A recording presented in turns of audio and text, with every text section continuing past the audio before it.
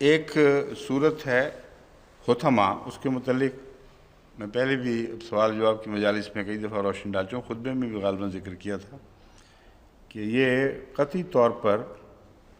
روحانی معنوں کے علاوہ اس زمانے میں ایجاد ہونے والے ایٹم بم کا ذکر کرتی ہے،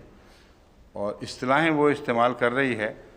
جس نے پرانے زمانے میں تفسیر کرنے والوں کو بہت دقت میں مبتلا رکھا ہے، کیونکہ واضح طور پر جب تک پتہ نہ ہو کہ ایٹم بم دنیا میں کوئی چیز ہے، ایسی صورت کی تشریح کرنا جو قطعی طور پر ایٹم بم کے وجود پر روشنی ڈال رہی ہو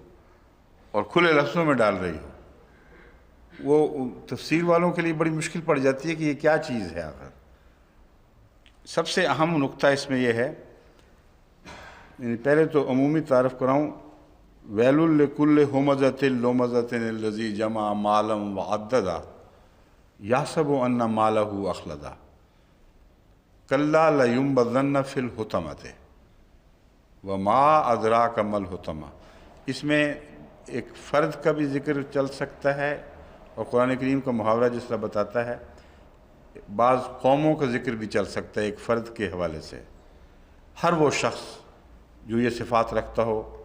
جو قرآن کریم ہمزۃ لمزہ، فساد کرنے والی باتیں، پھاڑنے والی باتیں، دنیا میں ڈپلومیسی کے ذریعے ایک مصیبت ڈالی ہو دنیا کو، ان لوگوں کے متعلق ہے کہ وہ ضرور حطمہ میں گرائے جائیں گے۔ ہاں، اور دولت مند اتنے ہیں کہ وہ سمجھتے ہیں کہ ہماری دولت اور دنیاوی ذرائع ہمیں ہمیشگی عطا کر سکتے ہیں، اور کوئی دنیا کی طاقت اب ہم سے اقتدار نہیں چھین سکتی۔ یہ نقشہ ہے ان قوموں کا جن کے متعلق فرمایا لَيُنبَذَنَّ فِي الْحُطَمَةِ، وہ ضرور حطمہ میں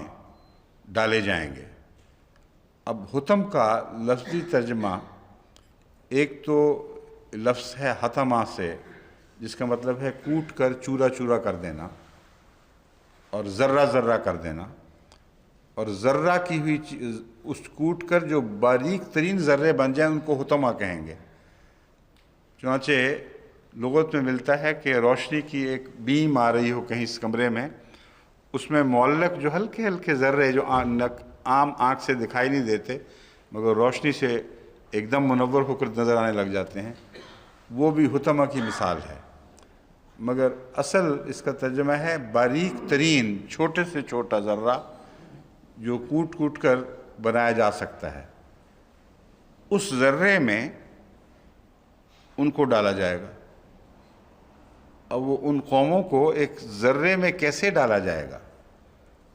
اس کے متعلق اللہ تعالیٰ فرماتا ہے وَمَا أَدْرَاكَ مَا الْحُطَمَةُ، تجھے کیا پتہ کہ حطمہ کیا چیز ہے اور ہم بتا کیسے سکتے ہیں، کیونکہ ابھی وہ زمانہ نہیں آیا۔ جہاں بھی قرآن کریم میں ما ادراک کا مضمون آیا ہے وہاں خدا تعالیٰ کی بے بسی نہیں بلکہ انسان کی بے بسی کا ذکر ہے، کہ انسان ابھی ان باتوں کو کا ادراک نہیں حاصل کر سکتا، ان باتوں کو پہنچ ہی نہیں سکتا، کیونکہ وہ وقت نہیں ابھی آیا اس کے لیے۔ نار اللہ الموقدۃ التی، یہ اللہ کی آگ ہے موقدہ جو خوب بھڑکائی گئی ہے، التی تطلع علی الافئدہ، یہ ایسی آگ ہے جو دلوں پر جھپٹتی ہے۔ بس اس لفظ دلوں پر جھپٹتی سے استفادہ کرتے ہوئے گزشتہ مفسرین نے تو بہت کم لکھا ہے، مگر حضرت مسیح علیہ السلام نے اس کو ایک روحانی طور پر ایسی آگ قرار دیا ہے جو دلوں کو کھاتی رہتی ہے اور اس دنیا میں ہی ان کے لیے جہنم کا سامان پیدا کر دیتی ہے۔ مگر آگے پھر فرمایا انہا علیہم موصدۃ فی امد ممددہ، ان کے اوپر یہ آگ بند کی گئی ہے ایسے ستونوں میں جو کھچ کر لمبے ہو گئے ہوں اور بیضوی کس شکل اختیار کر کے یوں کر کے لمبے ہو جائیں۔ اب وہ ذرہ کی تعریف ہو رہی ہے، اصل بات یہ بھولیں نہیں، حطمہ کی تعریف ہو رہی ہے۔ حطمہ کیا چیز ہے؟ اور حطمہ ایک ایسی آگ ہے جو قوموں کو ہڑپ کر سکتی ہے، اور ہے وہ اتنی چھوٹی چیز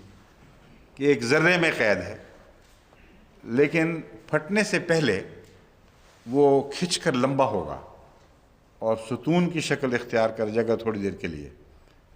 میں نے یہی نقشہ ایٹم بم کا پھٹنے سے پہلے کا سائنٹیفک رسالوں میں نے دیکھا ہے، اور جو تصویریں کھینچی ہیں وہ بالکل عمود کی یوں کر کے پھٹنے سے پہلے لمبے ہو رہے ہیں، اور قرآن کریم کی اس آیت کا بالکل لفظی ترجمہ ان تصویروں میں دکھائی دیتا ہے۔ پھر دلوں پر جھپٹنے کا مضمون تھا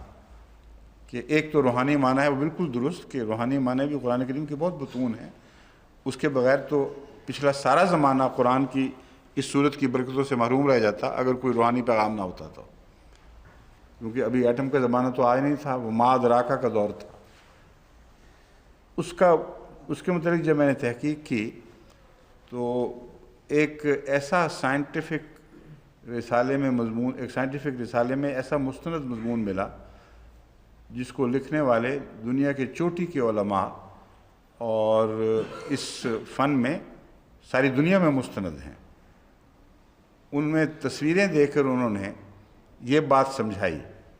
اور خاص طور پر جاپان کا ذکر کیا کہ جاپان کے ایٹم بم جب گرا ہے تو اس کی جو ویوز نکلی ہیں انرجی کی، اس کا ہم نے مطالعہ جو کیا ہے تو پتہ یہ چلا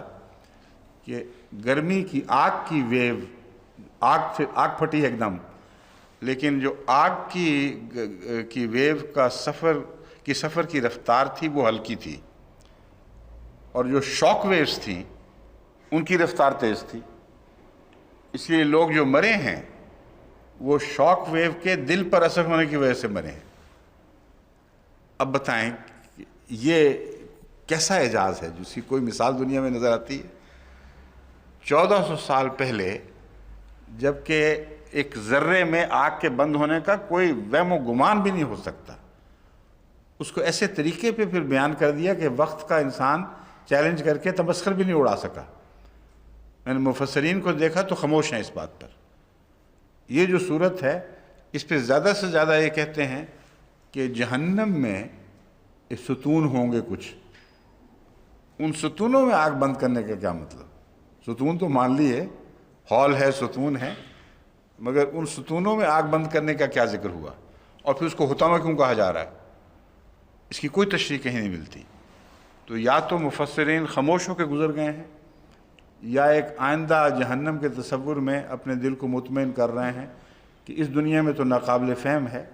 مگر یہ نہیں دیکھتے کہ اللہ نے فرمایا تھا کہ تم نہیں سمجھ سکتے، وہ دور ایسا ہے جس کی وجہ سے تم نہیں سمجھتے۔ مگر قرآنی پیشگوئیوں کے پورے ہونے کے جب وقت آتے ہیں تو انسان کا علم اس زمانے کے میں اتنا بڑھ چکا ہوتا ہے کہ پھر وہ باتیں جو پہلے سمجھ میں نہیں آتی تھیں وہ سمجھ میں آنے لگتی ہیں۔ تو اللہ کے فضل سے ہم اس دور میں پیدا ہوئے ہیں جہاں ہم نے اس صورت کو بھی اپنی کمال شان کے ساتھ، پوری تفصیل کے ساتھ، بین ہی اسی طرح پورا ہوتے دیکھا ہے جیسے لفظی ترجموں کے تقاضے ہیں۔ کسی کھینچ تان سے مضمون پیدا کرنے کا موقع نہیں ہے کہ ہم کھینچ تان کریں، مضمون نکالنے کی کوشش کریں۔ اس کو سیدھا سادہ لفظی ترجمہ پڑھ لیں تو ایٹم بم کی اس سے اچھی تصویر کوئی نہیں کھینچ سکتا۔ اور اس کے اثرات کے متعلق یہ بات کہ تطلع علی الافئدہ، آگ کا دلوں پر جھپٹنا جسم کو چھوڑ کر، یہ ایک ایسا مضمون ہے جو بیفل کر دیتا ہے عقل کو۔ محمد رسول اللہ علیہ وسلم کے زمانے میں حطمہ تو چھوڑو، حطمہ کا تصور بھی عجیب و غریب ہے، حیرت انگیز، مگر آگ ہو جو باڈیز کو جلانے سے پہلے دلوں پر حملہ کرے اور ان کو بھسم کر دے، وہ کیسی آگ ہو سکتی ہے؟ کوئی سوچ سکتا تھا؟ اب جب تک میں نے آپ کو بتایا نہیں، آپ میں سے اکثر تعلیمی یافتہ بھی ایسے ہیں جن کو اس مضمون کا پتہ نہیں تھا، اور مجھے خود بھی جب تک میں نے اس آیت سے متاثر ہو کر تحقیق نہ شروع کی، مجھے کچھ پتہ نہیں تھا کہ یہ ایٹم بم کیسی تباہی مچاتا ہے اور کس طرح موتیں واقع ہوتی ہیں۔ تو اس تحقیق کے دوران یہ مضمون دیکھ کر تو میں حیران ہو رہ گیا۔ اللہ کی شان ہے، عجیب کلام ہے، اور قلب محمد مصطفیٰ ہی ہے جو اس کلام کا متحمل ہو سکتا تھا۔ کوئی دنیا کا طور ایسا نہیں ہے جس پر یہ جلوہ نازل ہو اور وہ ٹکڑے ٹکڑے نہ ہو جائے، مگر محمد رسول اللہ علیہ وسلم کا دل ہے جس نے اس وحی کو قبول کیا، حملہ الانسان، تمام ذمہ داریوں کو دیکھتے ہوئے، تمام عواقب سے باخبر ہو کر اس کو آگے بڑھ کے قبول کیا۔ بس قرآن کے نزول کے ساتھ حضرت محمد صلی اللہ علیہ وسلم کا نزول اس طرح منسلک ہے کہ ایک کو دوسرے سے الگ نہیں کیا جا سکتا، اور ایسے موقع پر بے شمار درود بھیجنا چاہیے حضرت اقدس محمد مصطفیٰ صلی اللہ علیہ وسلم پر، جنہوں نے ہمیں توہمات کی دنیا سے نکال کر اعجاز کی وہ دنیا دکھائی جس کی کوئی مثال دنیا میں دکھائی نہیں دیتی۔ کل عالم اس ایک ایک معجزے کی روشنی سے بھر گیا ہے، اور یہ جو جلوہ ہے اس صورت کا، کل عالم اس سے کی آنکھیں چکا چوند ہو جاتی ہیں اس کو دیکھ کر، اور اس کی کوئی نظیر دوسری کتابوں میں دکھائی نہیں دیتی۔